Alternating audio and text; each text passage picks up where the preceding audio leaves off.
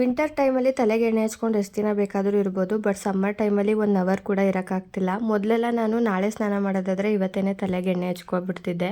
But ಇವಾಗ ನನಗೆ 1 hour ಕೂಡ ಇರೋಕ್ಕಾಗ್ತಿಲ್ಲ. ಅಂದರೆ ಈ ಬಿಸಿಲಿಗೂ ಸೆಕೆಗೂ ಮೈಯೇ ಬೆವರುತ್ತೆ ಅಂಥದ್ರಲ್ಲಿ ತಲೆಯಲ್ಲಿ ಎಣ್ಣೆ ಹಾಕಿರ್ತೀವಿ. ತಲೆ ಏನಾದರೂ ಬೇವ್ತ್ಬಿಟ್ರೆ ಅದೊಂಥರ ಇರಿಟೇಟ್ ಆಗಿಬಿಡ್ತಾ ಇದೆ. ಅದಕ್ಕೆ ನಾನು ಸ್ನಾನ ಮಾಡೋದೊಂದು ಸ್ವಲ್ಪ ಹೊತ್ತು ಅನ್ನಂಗೆ ತಲೆಗೆ ಎಣ್ಣೆ ಹಚ್ಕೊಂಡು ಬಿಟ್ಬಿಡ್ತಾಯಿದ್ದೀನಿ. ಸೊ ಇವತ್ತು ಗುರುವಾರ ಆಗಿರೋದ್ರಿಂದ ಕೆಲಸಗಳನ್ನ ಶುರು ಮಾಡಿಕೊಂಡೆ. ಇವಾಗಂತೂ ಕಟ್ಟಿಂಗು ಸ್ಟಿಚಿಂಗ್ ಅಂದ್ಬಿಟ್ಟು ರೂಮಲ್ಲೆಲ್ಲ ಬರೀ ಬಟ್ಟೆಗಳೇ. ನಂದು ಮತ್ತು ನನ್ನ ಮಗನ ಬಟ್ಟೆಗಳೇ ಜಾಸ್ತಿ. ಸುನಿದಷ್ಟು ಗಜಿಬಿಜಿ ಆಗಲ್ಲ. ನಾನು ನನ್ನ ಮಗನೂ ಒಂದು ಸ್ವಲ್ಪ ಅಂದರೆ ಕ್ಲೀನು ಮಾಡ್ಕೊತೀವಿ, ಗಲೀಜು ಮಾಡ್ತೀವಿ ಆ ಥರ. ಇನ್ನು ಚೇರಲ್ಲಿ ನಮ್ಮ ಮನೆಗಳಲ್ಲಿ ಜನಗಳು ಕೂತ್ಕೊಳ್ಳೋದಕ್ಕಿಂತ ಅದ್ರ ಮೇಲೆ ಬಟ್ಟೆ ಇಡೋದೇ ಜಾಸ್ತಿ. ನಿಮ್ಮ ಮನೆಗಳಲ್ಲೂ ಹೀಗೇನಾ? ಕಮೆಂಟ್ ಮಾಡಿ. ಸೊ ಇನ್ನು ಯುಗಾದಿ ಹಬ್ಬ ಶುರುವಾಗ್ತಿರೋದ್ರಿಂದ ಕೆಲವೊಂದು ಸಣ್ಣ ಪುಟ್ಟ ಕ್ಲೀನಿಂಗ್ ಕೆಲಸಗಳನ್ನೂ ಕೂಡ ಮಾಡ್ಕೊಂಡ್ಬಿಡ್ತಾ ಇದ್ದೀನಿ. ಮೊನ್ನೆ ಅಡುಗೆ ಮನೆಯೆಲ್ಲ ಕ್ಲೀನ್ ಮಾಡಿದೆ.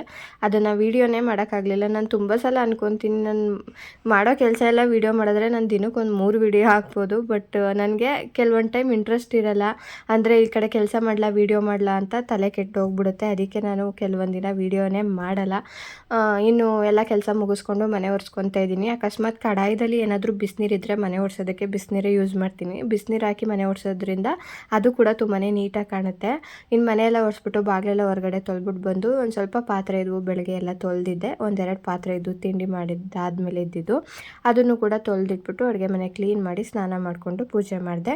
ಸೊ ಇದಾಗಿತ್ತು ನನ್ನ ಇವತ್ತಿನ ಒಂದು ಮಿನಿ ವ್ಲಾಗ್. Thank you.